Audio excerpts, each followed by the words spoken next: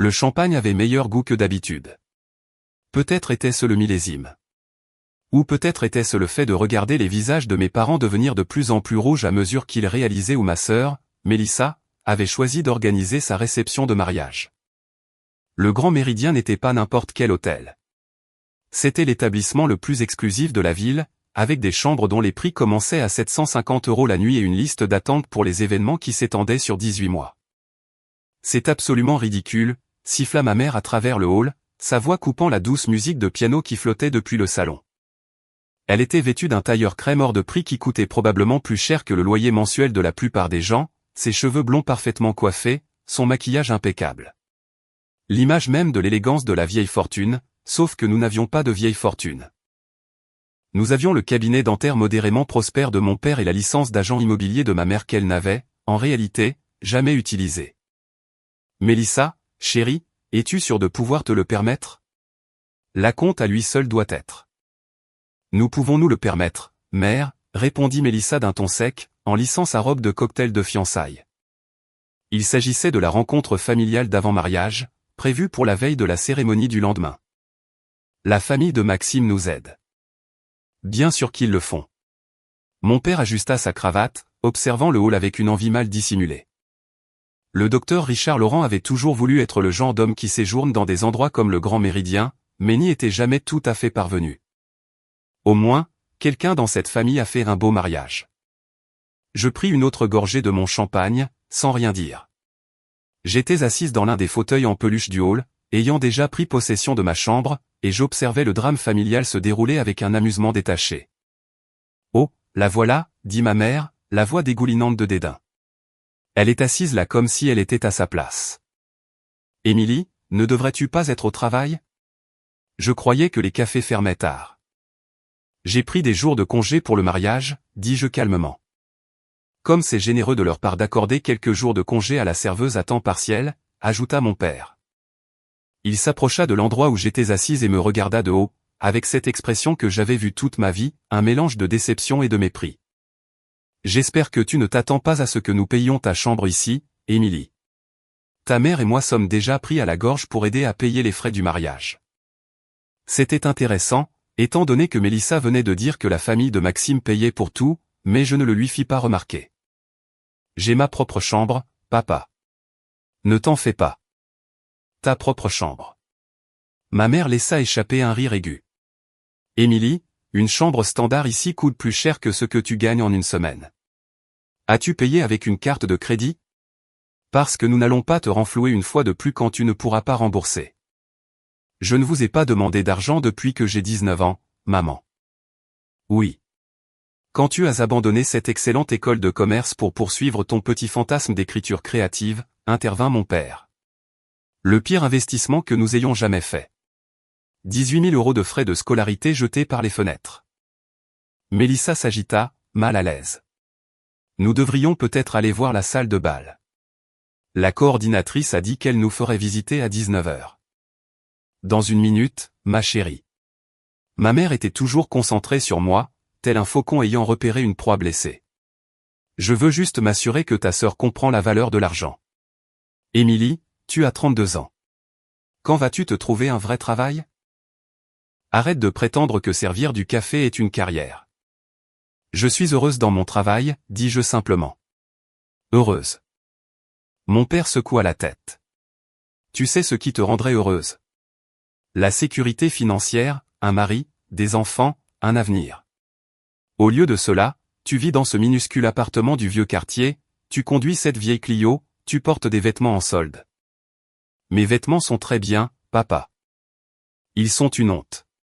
Ma mère me toisa de la tête aux pieds avec un dégoût visible. Je portais un simple pantalon noir et un chemisier bleu marine. Tous deux de bonne facture, mais sobres. Essaie au moins d'avoir l'air présentable pour le mariage de ta sœur. Les gens vont savoir que nous sommes de la même famille. L'horreur, murmurai-je dans mon champagne. Que as-tu dit? Rien, mère. Les parents de Maxime arrivèrent à cet instant, interrompant heureusement la conversation. Michel et Patricia Martin étaient exactement le genre de personnes que mes parents auraient rêvé d'être. Authentiquement riches, avec cette assurance tranquille qui vient du fait de n'avoir jamais eu à s'inquiéter pour l'argent. Michel possédait 3 concessions automobiles dans la région. Patricia siégeait au conseil d'administration de plusieurs associations caritatives. Richard, Suzanne. Patricia fit la bise à ma mère sur les 2 joues. Quel bonheur de vous revoir. Ce lieu n'est-il pas tout simplement spectaculaire? Il est extraordinaire, s'extasia ma mère, changeant complètement d'attitude. Mélissa a tellement de goût. Le Grand Méridien est l'un de nos établissements préférés, déclara Michel en serrant la main de mon père. Nous y avons organisé plusieurs événements d'entreprise. Le service y est impeccable. Je regardais la mâchoire de mon père se crisper légèrement. Les Martin avaient les moyens d'y organiser des événements d'entreprise. Les Martin étaient ici à leur place. Émilie, Patricia me remarqua et s'approcha, chaleureuse et sincère d'une manière que ma propre mère n'avait jamais été. Quel plaisir de te voir, ma chérie. As-tu bien récupéré ta chambre? Oui, merci. Formidable. Nous avons réservé une table au restaurant pour 20 heures, dans la salle à manger principale de l'hôtel. S'il te plaît, joins-toi à nous. Un dîner en famille avant le grand jour. Elle n'en a probablement pas les moyens, dit mon père assez fort pour que tout le monde entende. Le restaurant ici propose un menu qui coûte plus de 100 € par personne. Le hall sembla soudain très silencieux. Je suis sûr qu'Émilie peut s'arranger, commença Patricia, l'air embarrassé. Non, non, Richard a raison. Ma mère intervint, savourant visiblement l'occasion d'exposer mes échecs aux parents de Maxime. Émilie travaille dans un café à temps partiel. Elle galère depuis qu'elle a abandonné ses études pour se trouver. Nous la soutenons depuis des années, à vrai dire, mais à un moment donné, il faut faire preuve de fermeté. Chaque mot était un mensonge, mais je ne la corrigeais pas. Pas encore.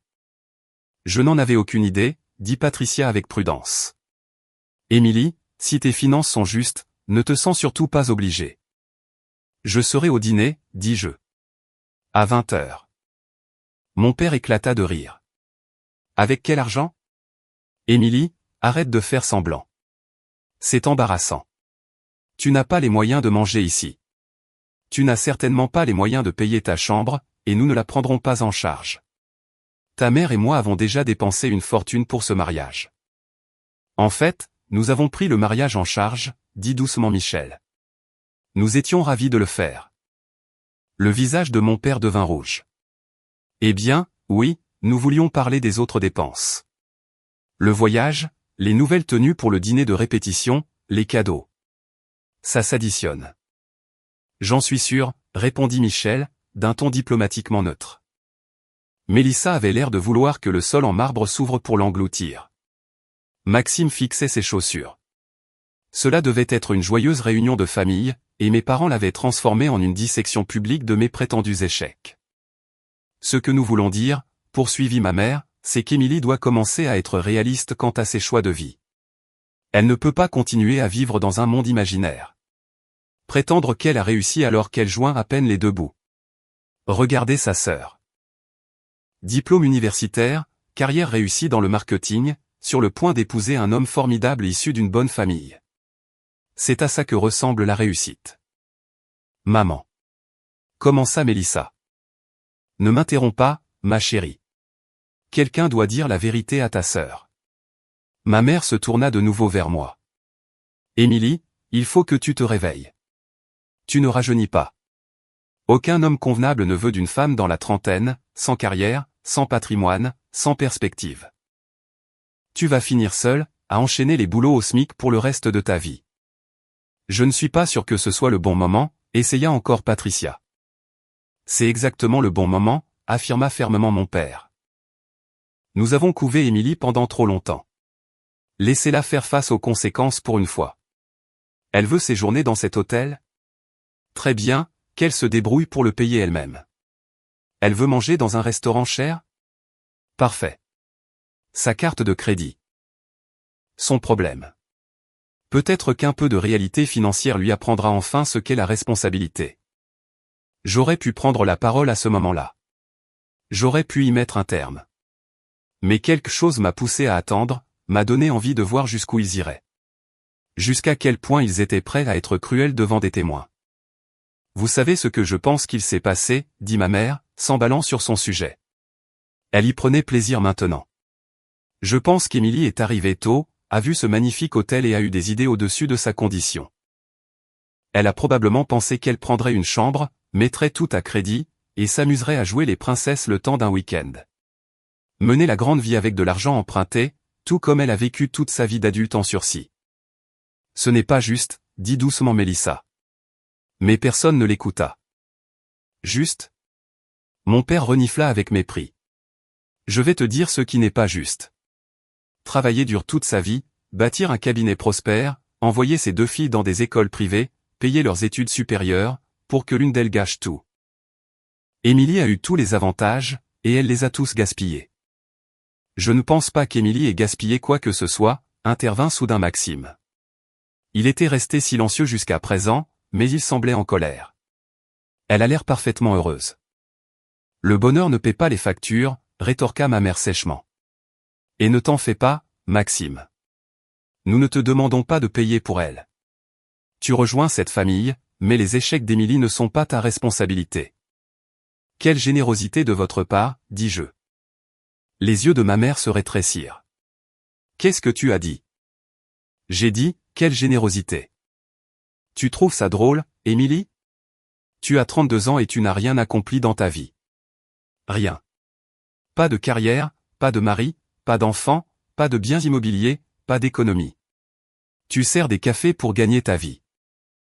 Tu conduis une voiture qui est probablement plus vieille que certains de tes collègues. Tu vis dans un appartement où je ne logerai même pas ma femme de ménage. Tu n'as pas de femme de ménage, lui fis-je remarquer.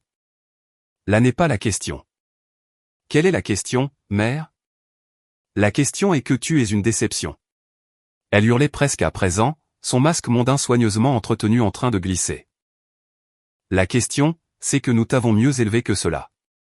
La question, c'est que ta sœur se marie dans l'un des hôtels les plus exclusifs de la ville, et que tu te pointes comme une sorte de cas social, en t'attendant à ce que tout le monde s'occupe de toi. Le hall était devenu complètement silencieux. Le pianiste s'était arrêté. Quelques clients de l'hôtel nous dévisageaient. Même le personnel de la réception avait interrompu ce qu'il faisait pour regarder. Mélissa pleurait doucement. Maxime avait passé un bras autour de ses épaules. Patricia et Michel semblaient profondément mal à l'aise, regrettant de toute évidence d'avoir un jour rencontré ma famille. Mon père fit un pas de plus, se dressant de toute sa hauteur devant moi. Voici ce qui va se passer. Tu vas libérer la chambre dans laquelle tu as réussi à t'incruster je ne sais comment. Tu vas retourner à ton appartement en voiture ce soir. Tu pourras revenir demain pour la cérémonie de mariage, mais après ça, tu t'en vas. Nous n'allons pas te laisser humilier cette famille plus que tu ne l'as déjà fait. Je ne libère pas ma chambre, dis-je calmement. Alors nous ne la paierons pas. Je ne vous l'ai jamais demandé. Émilie, arrête de faire semblant d'avoir de l'argent. Hurla ma mère. Arrête. C'est pathétique. Nous savons tous que tu es fauché. Nous savons tous que tu vis d'un chèque de paie à l'autre. Nous savons tous que, quelle que soit la chambre que tu as réservée, tu n'as absolument pas les moyens de te la payer. Je bus la dernière gorgée de mon champagne et posai le verre sur la table d'appoint. Je loge dans la suite présidentielle, mère. Elle est à 1100 € la nuit. Je l'ai réservée pour 4 nuits. Cela fait 4400 €, plus les taxes et les frais accessoires. Je peux me le permettre. Mon père éclata littéralement de rire. La suite présidentielle, bien sûr. Pourquoi ne pas prétendre que tu es propriétaire de l'hôtel tant que tu y es? Je ne suis pas propriétaire de l'hôtel, dis-je. Au moins, tu n'es pas délirante à ce point. Je souris. C'est mon entreprise qui l'est. Le silence qui s'ensuivit fut assourdissant. Quoi, dit faiblement ma mère. Mon entreprise possède cet hôtel, mère. Enfin, à 60%. Les 40% restants appartiennent à un groupe d'investissement basé à Singapour. Mais Horizon Hospitalité détient une participation majoritaire dans le Grand Méridien. Ainsi que dans 4 autres établissements de la région et 12 à l'échelle nationale. Nous sommes en pleine expansion sur les marchés internationaux. Nous venons tout juste de conclure un accord pour 2 établissements à Dubaï le mois dernier, d'ailleurs. Le visage de mon père était passé du rouge au livide. C'est impossible. C'est tout à fait possible. J'en suis la fondatrice et ce, depuis 8 ans. Tu travailles dans un café, dit ma mère d'une voix étranglée. Nous t'avons vu. Nous sommes passés devant cet endroit dans le vieux quartier. Café et Page. Nous t'avons vu par la vitrine. Je suis la propriétaire de Café et Page, répondis-je. Je l'ai ouvert il y a 6 ans. Il est rentable depuis 4 ans d'affilée. C'est une belle petite activité secondaire et cela me permet de rester en contact avec ce que les clients veulent réellement. Une étude de marché, en somme. Mais l'hôtellerie reste mon activité principale, hôtel.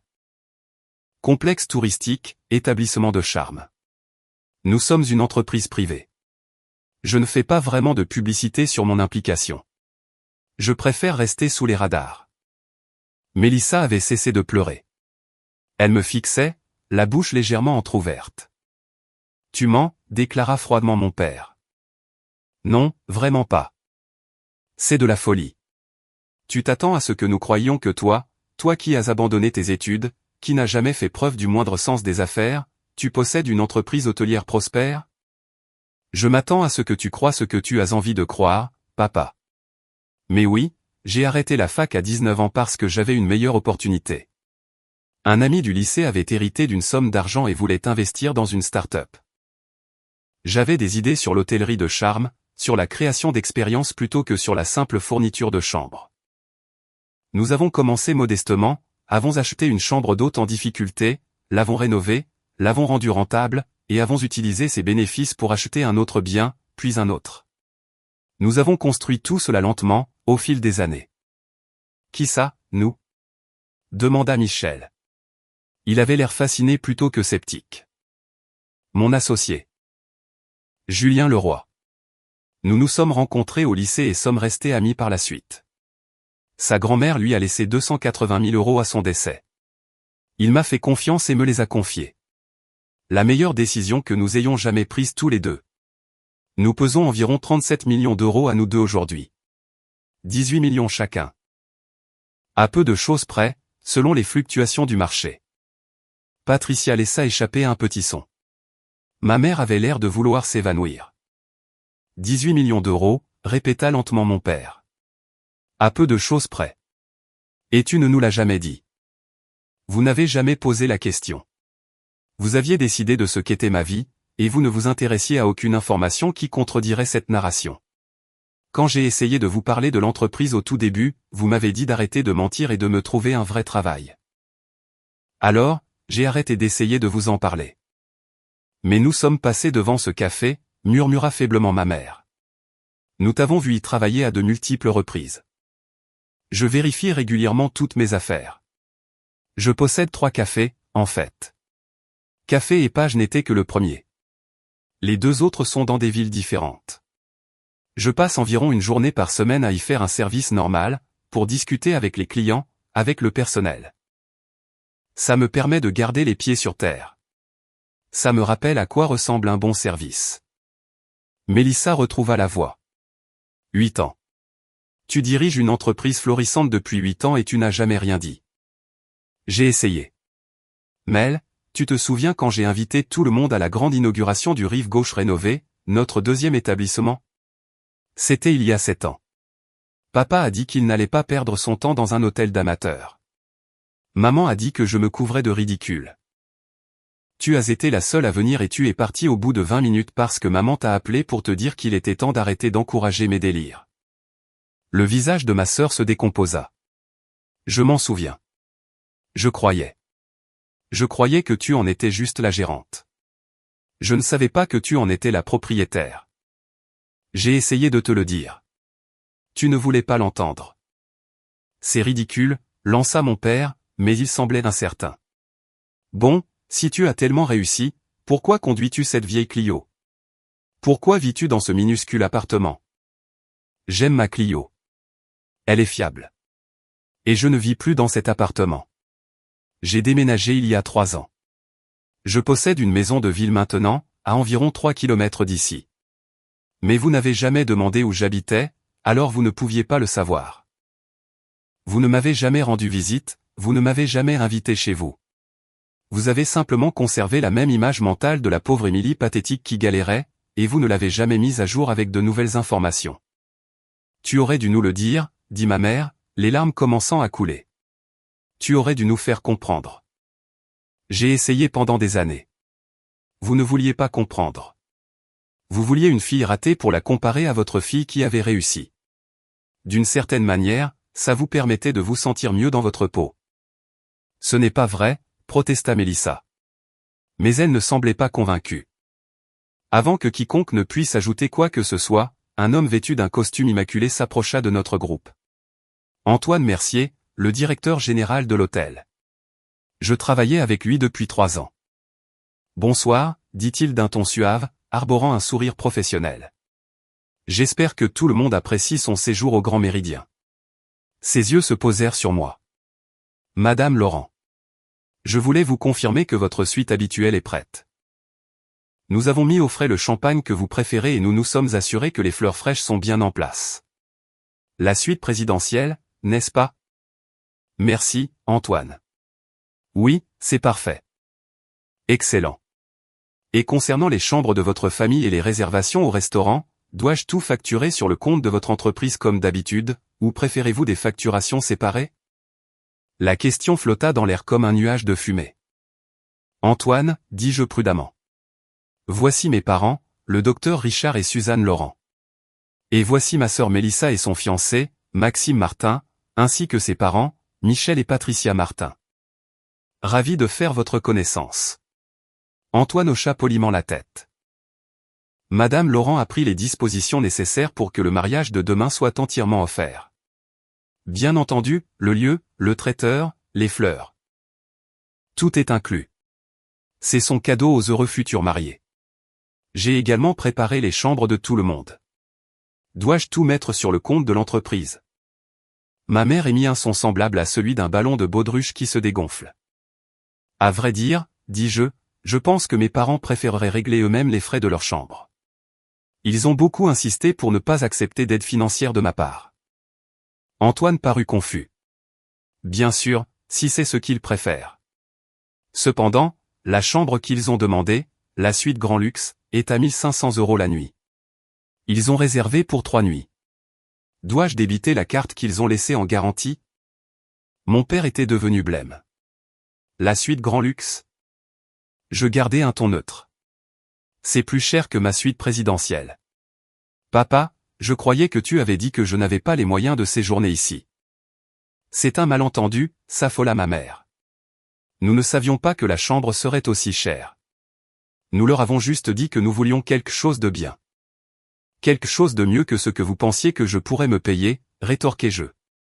Quelque chose qui prouverait que vous aviez mieux réussi que votre fille, la déception de la famille. Émilie.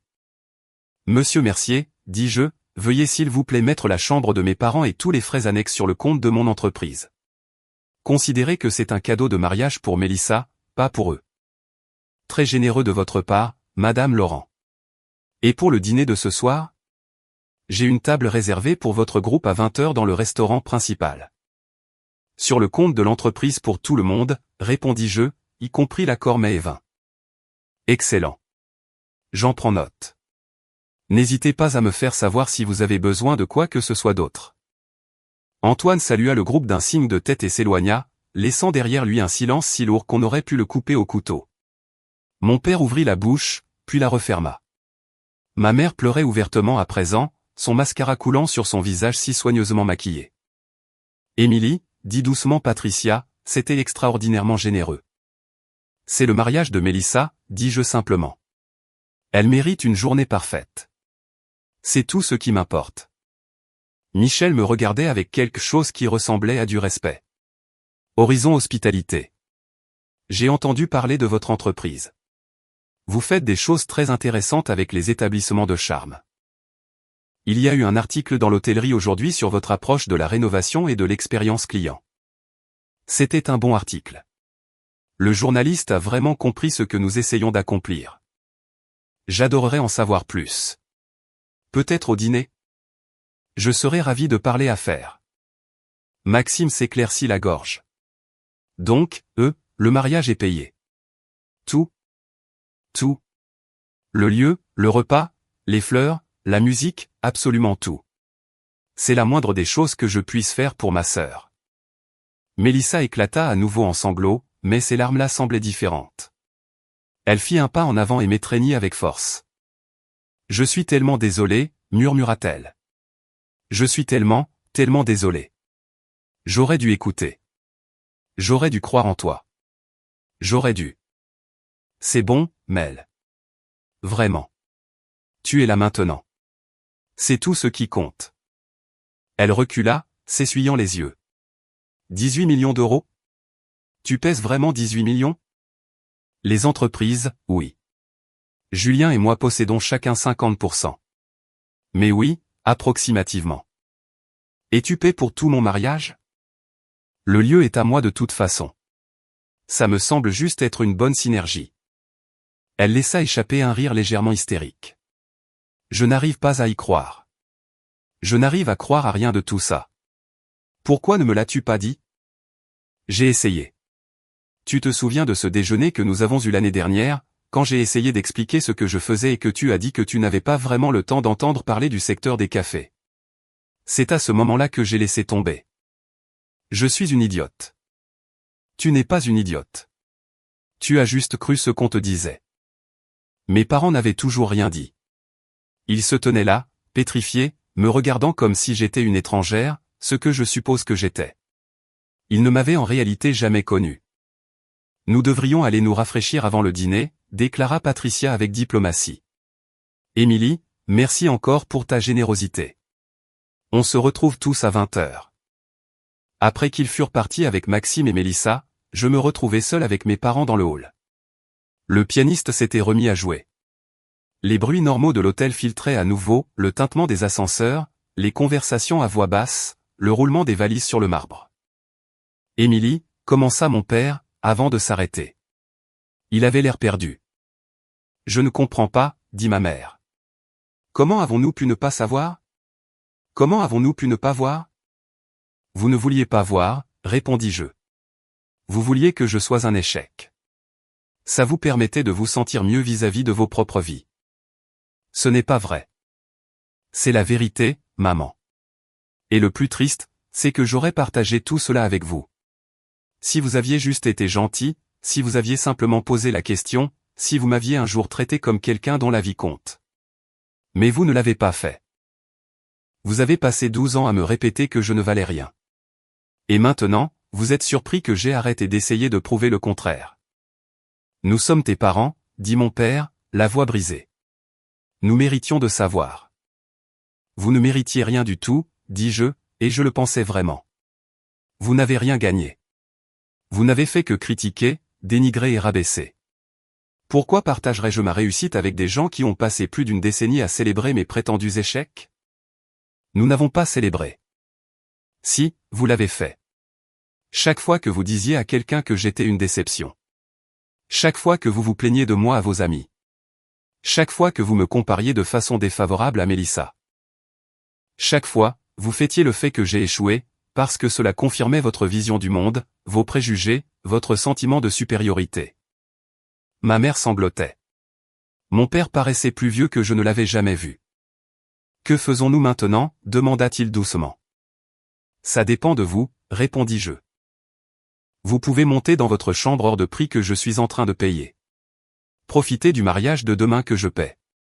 Mangez le dîner de ce soir que je paie, puis retournez à vos vies en prétendant que tout ceci n'est jamais arrivé. Ou alors, vous pouvez réellement réfléchir à votre comportement et décider de changer. Mais c'est votre choix. J'ai fini d'essayer de gagner votre approbation. Je me levai en lissant mon chemisier. Émilie, attends, lança ma mère d'un ton désespéré. S'il te plaît, laisse-nous t'expliquer. M'expliquer quoi, exactement? M'expliquer pourquoi vous avez passé 12 ans à dire à tout le monde que je suis une ratée? M'expliquer pourquoi vous ne m'avez jamais posé la moindre question sur ma vraie vie? M'expliquer pourquoi vous étiez prêt à m'humilier devant la belle famille de ma sœur? Je secouai la tête. Il n'y a rien à expliquer. Vous m'avez montré exactement qui vous êtes. J'ai juste fini par vous croire. Tu es notre fille, dit mon père. Je t'en prie, ne nous exclus pas. Je ne vous exclus pas, papa. C'est vous qui m'avez exclu il y a des années. J'accepte simplement la situation telle qu'elle est. Je me dirigeais vers l'ascenseur, les laissant plantés dans le hall. J'entendais ma mère pleurer, je sentais le regard de mon père dans mon dos, mais je ne me retournais pas. À 20h, je descendis au restaurant. Mes parents y étaient déjà, assis raidement à la grande table qu'Antoine avait préparée. Mélissa et Maxime arrivèrent quelques instants plus tard avec les parents de ce dernier. La soirée fut gênante, mais courtoise. Mes parents prirent à peine la parole. Lorsqu'ils le faisaient, ils étaient effacés, presque dociles. C'était la première fois de ma vie que je les voyais douter d'eux-mêmes.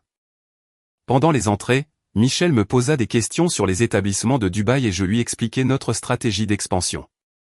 Patricia voulut en savoir plus sur le concept des cafés et je lui détaillai notre modèle économique. Maxime m'interrogea sur les rénovations d'hôtels et je lui parlais de notre approche en matière de design durable. Mes parents écoutaient. Ils se contentaient d'écouter. Ils n'interrompaient pas, ne contredisaient pas, ne rabaissaient pas. Ils m'écoutaient comme si j'étais une étrangère leur racontant une vie qu'ils n'avaient jamais pu imaginer. Ce que j'étais, je suppose. Le lendemain, le mariage de Mélissa fut parfait. La salle de bal du Grand Méridien était spectaculaire. Le repas fut exceptionnel. La musique était magnifique. Je portai un bref toast qui fit pleurer de joie Mélissa. Mes parents firent un discours guindé et maladroit, manifestement réécrit à la suite des révélations de la veille. Lors de la réception, ma mère essaya de me parler. « Émilie, à propos d'hier. »« Pas aujourd'hui, maman. Aujourd'hui, il ne s'agit que de Mélissa. Mais il faut qu'on parle. Il faut qu'on t'explique. Peut-être plus tard. Pas aujourd'hui. » Elle recula, les larmes de nouveau aux yeux. Mon père m'intercepta près du bar pendant la soirée dansante. « Je suis fier de toi, murmura-t-il. Ce que tu as bâti, c'est remarquable. Merci. J'aurais dû te dire ça il y a des années. Oui, tu aurais dû. Il tressaillit comme si je l'avais giflé. Pouvons-nous tout reprendre à zéro? Pouvons-nous réessayer? Je ne sais pas, papa. Ce n'est pas une question à laquelle je peux répondre pour le moment. Que puis-je faire pour arranger les choses? Je le regardais vraiment, et je vis un homme qui venait de réaliser qu'il avait gâché 12 ans de sa vie à cause d'un mensonge confortable. Un homme qui avait passé une décennie à se sentir supérieur à une fille qui, en réalité, avait bien mieux réussi qu'il ne l'avait jamais fait. Un homme confronté aux conséquences de sa propre cruauté. Tu peux commencer, dis-je lentement, par te demander pourquoi tu avais tant besoin que j'échoue. Pourquoi c'était si important pour toi que je sois une déception? Pourquoi tu n'arrivais pas à simplement être heureux pour moi, ou fier de moi? Ou même juste poli avec moi? Trouve la réponse à ces questions, et peut-être que nous pourrons discuter. Je m'éloignai, le laissant seul au bar. 3 mois plus tard, ma mère m'envoya une lettre. Une vraie lettre écrite à la main sur du beau papier à en-tête. Elle faisait 12 pages. Elle y parlait de sa propre mère, qui avait été critique et froide. Elle parlait de sa peur de n'être jamais à la hauteur. Elle expliquait comment elle avait projeté tout cela sur moi. Comment elle avait eu besoin que je galère pour pouvoir se sentir accomplie par comparaison. Elle s'excusait, de véritables excuses, pas ces fausses excuses où l'on dit désolé en voulant dire désolé que tu l'aies mal pris. Elle assumait ses responsabilités. Elle me demandait si nous pouvions essayer de reconstruire notre relation lentement, sans aucune attente. Mon père envoya sa propre lettre une semaine plus tard. Plus courte, plus directe. Il admettait avoir été jaloux. Jaloux que j'ai bâti quelque chose de plus grand que son cabinet dentaire. Jaloux que je l'ai fait si jeune. Jaloux que j'ai donné l'impression que c'était facile. Il avouait qu'il avait passé des années à m'en vouloir d'avoir réussi là où il n'avait fait que se débrouiller. Et qu'il avait essayé de me rabaisser pour se sentir mieux. Il s'excusait, lui aussi. Il me demandait, lui aussi, une chance de tout recommencer. Je ne répondis pas immédiatement. Je laissai leur lettre de côté pendant quelques semaines pour réfléchir à ce que je voulais, me demandant si le pardon était quelque chose que j'étais capable de leur offrir. Finalement, je les invitai à déjeuner. Pas dans l'un de mes hôtels, juste dans un restaurant tranquille en centre-ville. Nous avons parlé, vraiment parlé, peut-être pour la première fois de ma vie d'adulte. Ils m'ont posé des questions sur mon entreprise, sur ma vie, sur mes projets. Ils ont écouté mes réponses. Ils n'ont pas critiqué, ni corrigé, ni rabaissé. Ce n'était pas parfait. Ça ne le sera probablement jamais, mais c'était un début. Mélissa et moi nous sommes rapprochés. Elle se sentait terriblement mal pour toutes ces années passées à croire la version de ma vie servie par nos parents, et elle était bien décidée à se rattraper. Elle est en fait devenue l'un de mes plus grands soutiens.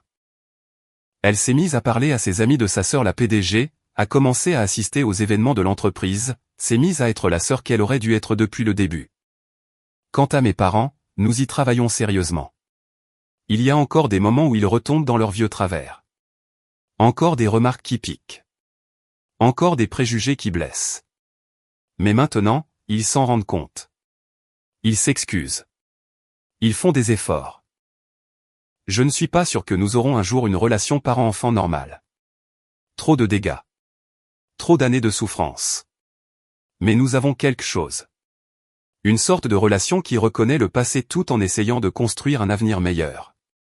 Et sincèrement, ça me suffit. Je n'ai pas besoin qu'ils soient parfaits. J'ai juste besoin qu'ils essaient.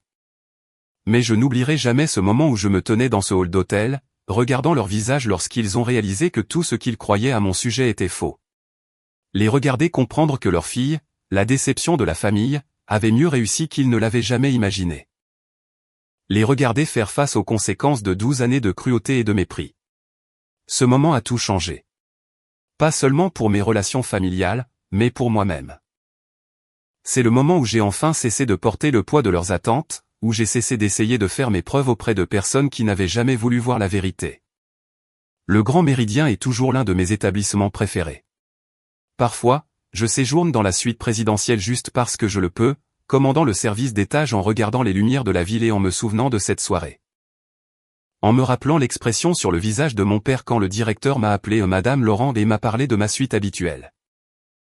En me rappelant que, parfois, la meilleure des vengeances consiste simplement à être soi-même et à laisser les autres affronter la réalité qu'ils ont si ardemment essayé de nier.